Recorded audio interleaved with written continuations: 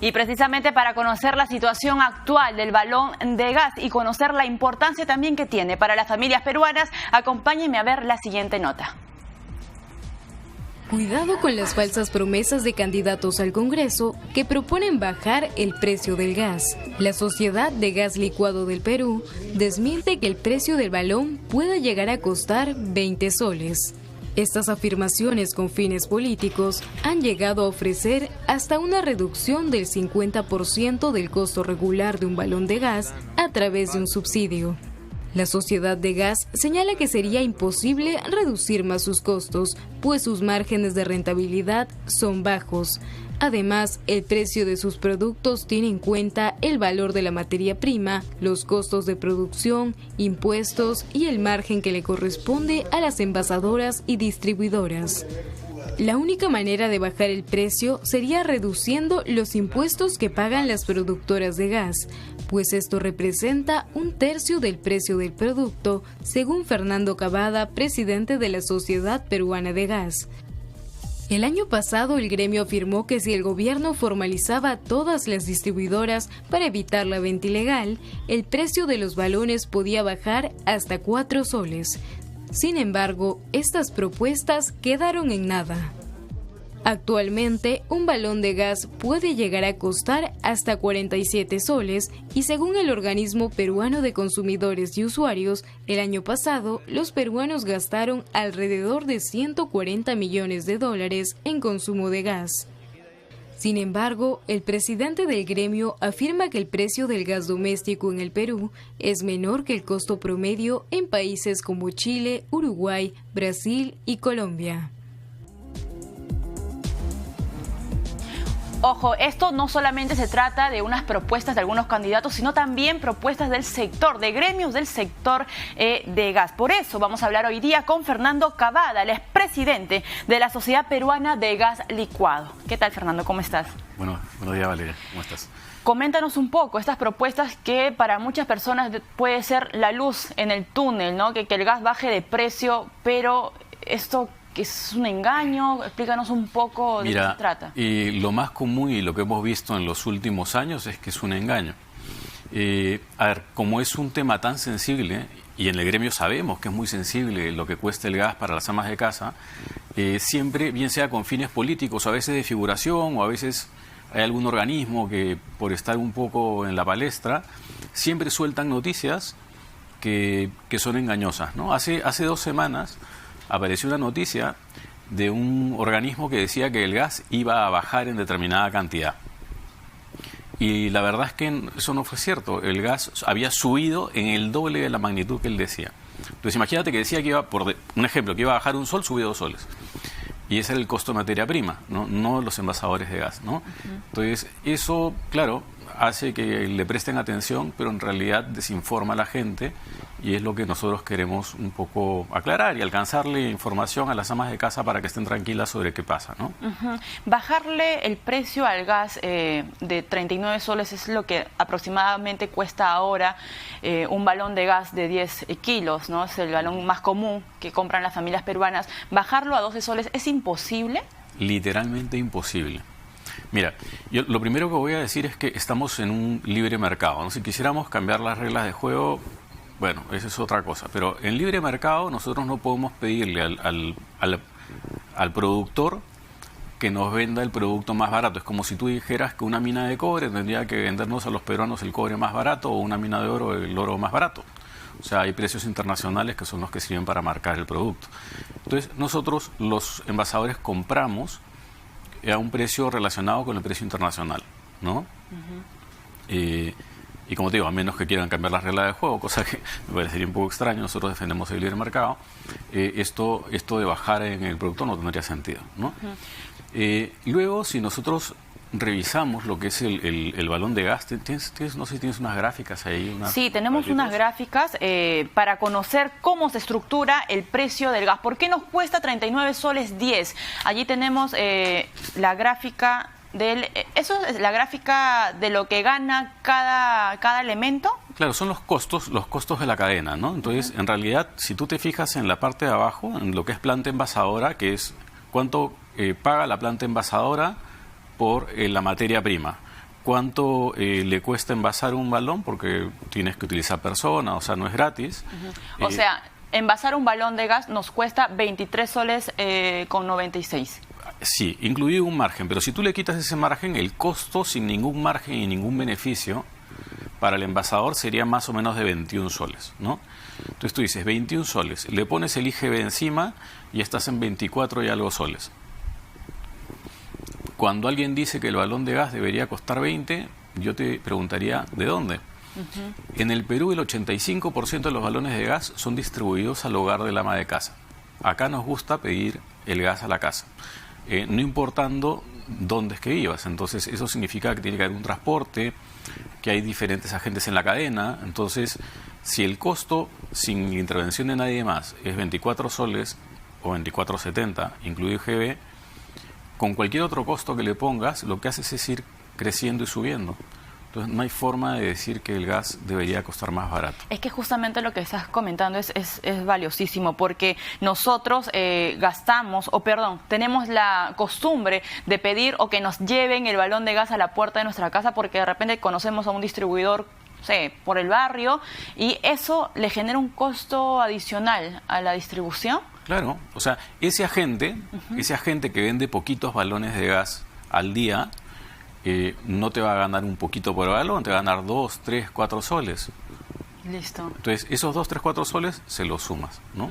Hubo una propuesta el año pasado, Fernando, déjame que te cuente, una propuesta para que los balones de gas se puedan vender en estos gasocentros, es decir, saltarnos estas distribuidoras, pequeñas distribuidoras, e ir, ¿no?, que la señora o el señor se acerque a estos gasocentros para adquirir su balón de gas. ¿Esto haría que el balón cueste un poquito menos? No, eso sería un tema de locos. Y te cuento por qué. Cuéntanos, sí. Eso sería un tema que generaría demasiada inseguridad. Es un tema de inseguridad. O sea, al que vende gas licuado, pues le da lo mismo si lo vendo a través de quien lo venda, ¿no? Pero es un tema que genera demasiada inseguridad. Por eso es que en la mayoría de países formales no existe eso. Y en Sudamérica solamente hay un país con consumos muy pequeñitos y que además no ha logrado bajar el costo del balón de gas, que es Paraguay, ¿no? Y si vemos el costo del balón de gas en Paraguay vendido de esa forma, cuesta igual o más caro que el balón de gas en Perú llevado a tu casa. Entonces, y además te obliga a la ama de casa a cargar su balón, a tomar una movilidad, a llenarlo, a tomar otra movilidad. Con el tiempo, claro, te quedaste sin cocinar, porque el gas se te acaba cuando estás cocinando, y luego tienes que pagar las movilidades y está el riesgo del... O sea, hay un sobrecosto adicional que pedirlo a la puerta de tu casa. Que no se mide. Entonces, cuando tú escuchas esas propuestas que plantean esto de manera demagógica, como un tema interesantísimo, en verdad lo hemos estudiado mucho y eso no tiene forma de caminar si es que tú respetas la seguridad y además el bienestar del ama de casa.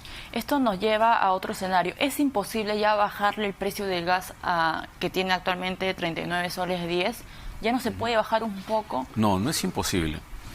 A ver, si nosotros revisamos siempre en la cadena de comercialización, podemos generar optimizaciones hacia adelante. O sea, tenemos agentes informales que son más manos por las cuales pasa el balón de gas y eso encarece un poco el balón. Si tú lograses eliminar parte de esa cadena informal que no están registrados, que además eso genera un riesgo y no hay responsabilidad en ninguno de esos agentes, si tú logras reducir en parte esa cadena, tú le puedes quitar parte del costo a la distribución del balón, ¿no?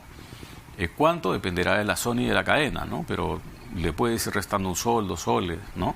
Y si es posible bajarle un poquito el precio al gas, ¿por qué no lo hacemos? ¿Cuál es la principal traba, digamos, que tú ves en el mercado que nos frena a la hora de tomar una decisión? Te cuento qué sucede. O sea, no solamente es que no se pueden eliminar a estos agentes porque no hay fiscalización muchas veces, y nosotros mismos no podemos eliminarlos, sino que a veces la informalidad en general que hay en todo el sector hace que las empresas formales incurran en sobrecostos.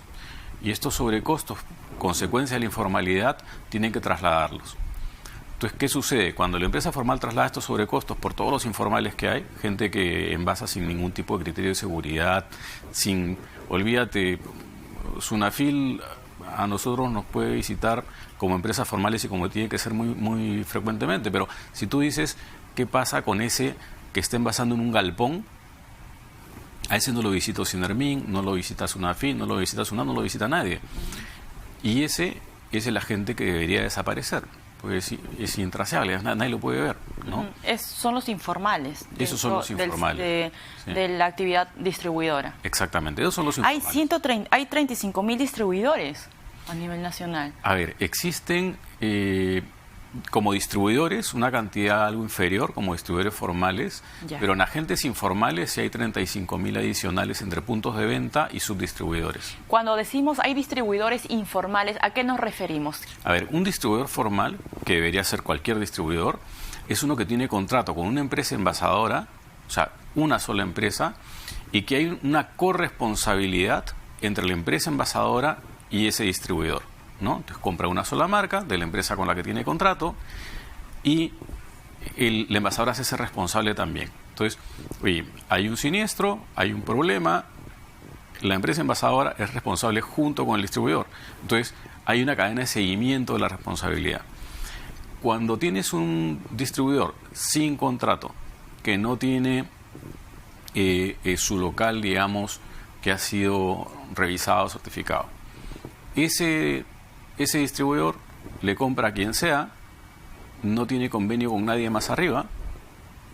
Finalmente, si pasa algo, el ama de casa se ve expuesta, digamos, nadie responde, nadie asume la responsabilidad en caso haya una explosión o las casas se incendien, como hemos visto de repente en las últimas semanas. Mira, cuando hay uno de esos temas, si hay una empresa envasadora seria detrás, hay pólizas de seguro, y además las empresas por su propia responsabilidad social se van a acercar para ver qué pasa y van a estar presentes. Pero cuando es una de estas distribuidoras informales, ahí viene un problema, ¿no? ¿Dónde se tienen que inscribir estas distribuidoras formales? Tienen que hacer un convenio o un contrato con cualquier empresa envasadora formal para que esto a su vez se pueda registrar en Osinermin. Para terminar, Fernando, ¿cuál es el comparativo del Perú a nivel de Sudamérica en temas de precios de balón? Mira, creo que deberíamos haber empezado por esa pregunta. Me gusta mucho. Siempre, es que a veces pisamos el palito y nos ponemos a hablar del precio del balón caro que tenemos, ¿no? Entonces, oye, el Perú, el país con el balón más caro. Mentira. O sea, el que diga eso o desconoce o está tratando de enganchar a la gente con el fin que fuera. Mira, si nosotros nos ponemos a ver, esto acá es nuevecito, ¿eh? Yo he hecho una... Eso es a diciembre del año pasado. ¿El Perú está en qué puesto en Sudamérica? Te dices, si quitas a los países que subsidian, ¿ya? O sea, o que subsidian o que alientan, o sea, ayudan con el precio, o sea, Bolivia, Ecuador, Venezuela, Argentina, y te quedas con los países que son de libre mercado, que son los que conocemos, tienes Chile, Uruguay, Brasil, Paraguay, Perú, Colombia, básicamente, ¿no? Si tú te pones a ver el promedio de esos países, el balón de gas supera los 40 soles, ¿ya? Estamos por allí raspando. Estamos abajo, o sea, y supera los 40 soles, te digo 40. Entonces nosotros somos el quinto. Entonces tú dicen que somos el balón más caro, ¿no? Dentro de los países no subsidiados, tú pones 6 países, pones 7 países, somos el quinto país o el sexto país. No somos el país más caro. Estamos bastante lejos de eso. Listo, Fernando estuvo con nosotros, Fernando Cavada, el expresidente de la Sociedad Peruana de Gas Licuado, explicándonos un poco el comportamiento de esta industria bastante importante para las familias peruanas. Vamos a una pausa, pero regresamos con más información aquí en Economía para Todos.